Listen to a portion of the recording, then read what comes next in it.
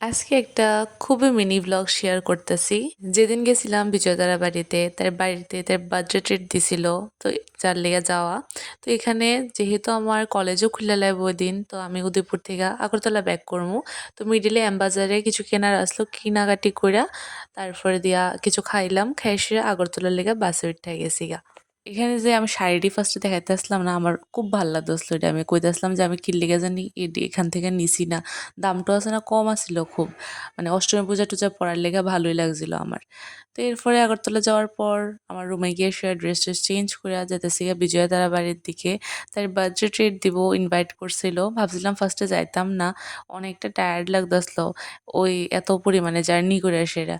তো এই না জানে তার আগুয়ে যেতেছে গা, তো গেছি। যাওয়ার পর এখানে তার বান্ধবীরাও আইছে, তার স্কুল ফ্রেন্ডরাও আইছে, আমিও গেছি।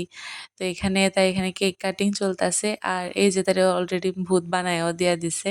তারা বাড়িতে গিয়া সবার সাথে প্রচুর এনজয় করছি আমরা, যার লেগা সব কিছু রেকর্ড করা হয়েছে না।